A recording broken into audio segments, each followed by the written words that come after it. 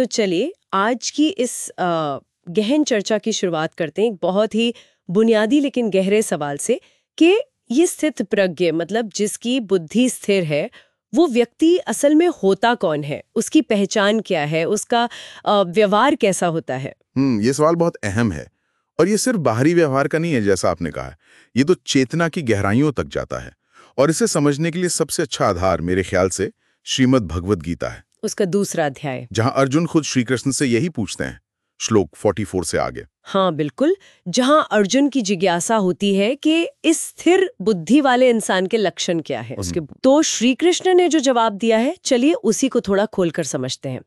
पहला लक्षण जो मतलब सबसे पहले सामने आता है वो है समभाव, है ना, कि सुख आए तो बहुत ज्यादा उत्साहित नहीं होना और दुख में मतलब एकदम विचलित भी नहीं हो जाना। सुनने में शायद आसान लगे पर इसका असल मतलब क्या है, गहराई क्या है इसकी? गहराई ये है कि ये एक तरह की आंतरिक स्थिरता है। ये उदासीनता नहीं है, बिल्कुल नहीं। ये समझना है कि बाहरी जो हालात हैं, परिस्थितियां हैं, वो तो बदलती रहती हैं, क्षणिक हैं। तो जो स्थित प्रज्ञ है उसकी शांति या उसका आनंद वो बाहर क्या हो रहा है इस पर निर्भर नहीं करता। अच्छा, वो अंदर से शांत है। उसे पता है कि सुख दुख ये तो मन की अवस्थाएं हैं, आती जाती रहती हैं। इस समझ से ना एक एक गहरी भावनात्मक स्थिरता मिलती है जो जीवन के उतार चढ़ाव में उसे मतलब हिलने नहीं देती। एक तरह से कहें तो ये इमोशनल इंटेलिजेंस का पीक है।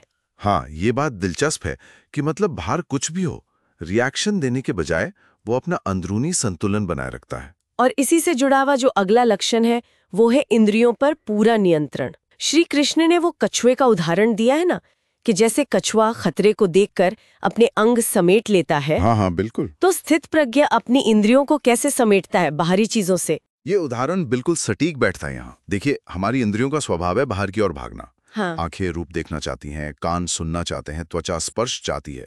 ये स्वाभाविक है। स्थित प्रज्ञ व्यक्ति क्या करता है, वो अपनी चेतना को, अपनी ऊर्जा को इन बाहरी आकर्षणों में भटकने नहीं देता। अच्छा। वो उसे अंदर की ओर मोड़ता है, आत्मा में स्थिर करता है। अच्छा। इसका मतलब ये नहीं कि वो देखता सुनता नहीं है, दुनिया में रहता है, सब अनुभव करता है, पर वो इन अनुभवों का गुलाम नहीं बनता। कंट्रोल उसके हाथ में रहता है। हाँ। वो चुनता है कि किस पर ध्यान देना है, किससे अप्रभावित रहना है। ये आजकल जिसे हम माइंडफुलनेस कहते हैं, हाँ। सचेत रहना, हाँ। ये उसका ही एक बहुत गहरा रूप है। बिना आसक्ति के, बिना चिपके हुए अनुभव करना। तो ये इंद्रियों पर काबू पाने का मतलब सिर्फ बचना नहीं हुआ, बल्कि अपनी ऊर्जा को सही दिशा देना हुआ। बिल्कुल, सही दिशा देना, ऊर्जा का रूपांतरण। और फिर बात आती है मोह, भय और क्रोध से मुक्ति की। क्या ये स्थित प्रज्ञता का एक मतलब स्वाभाविक नतीजा है या फिर इन पर जीत हासिल करना पहले जरूरी है? ये कैसे जुड़े हैं? ये दोनों तरह से जुड़े हैं। देखिए, जब मन शांत है, समभाव में है और इंद्रियां भी आपके नियंत्रण में है, तो मोह मतलब किसी चीज से बहुत ज्यादा लगाव, भय यानी कुछ खोने का डर, और क्रोध जब कोई इच्छा पूरी ना हो तो जो गुस्सा आता है, ये चीजें अपने आप कमजोर पड़ने लगती हैं। अच्छा। क्योंकि इन सब की जड़ क्या है? बाहरी चीजों को बहुत ज्यादा महत्व देना।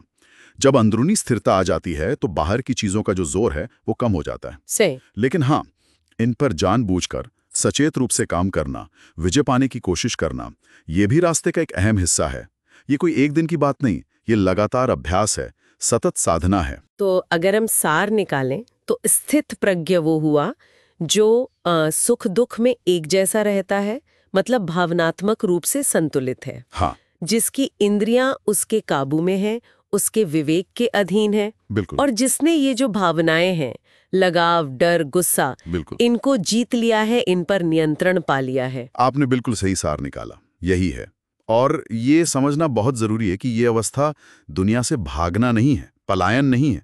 स्थित प्रज्ञ व्यक्ति समाज में रहता है, अपने सारे कर्तव्य निभाता है। हाँ। लेकिन उसकी चेतना का स्तर अलग होता है। उसके काम वासना या डर से नहीं होते, वो धर्म और विवेक से प्रेरित होते हैं। ये जीवन को पूरी कुशलता और शांति से जीने की कला है असल में। ये तो वाकई में बहुत गहरी बात है। तो चलिए श्रोताओं के लिए एक विचार करने वाला सवाल छोड़ते हैं। हाँ, आज का जो दौर है, भाग दौड़ वाला, हर तरफ इंद्रियों को खींचने वाली इतनी सारी चीजें, सोशल मीडिया है, विज्ञापन है, ये भौतिकवाद है। क्या ऐसे माहौल में इस तरह की आंतरिक स्थिरता और ये जो इंद्रिय निग्रह की बात हमने की, क्या ये पाना प्रैक्टिकल है, संभव है? और अगर लगता है कि हाँ संभव है, तो इसकी शुरुआत कहाँ से की जा सकती है? पहला कदम क्या हो सकता है?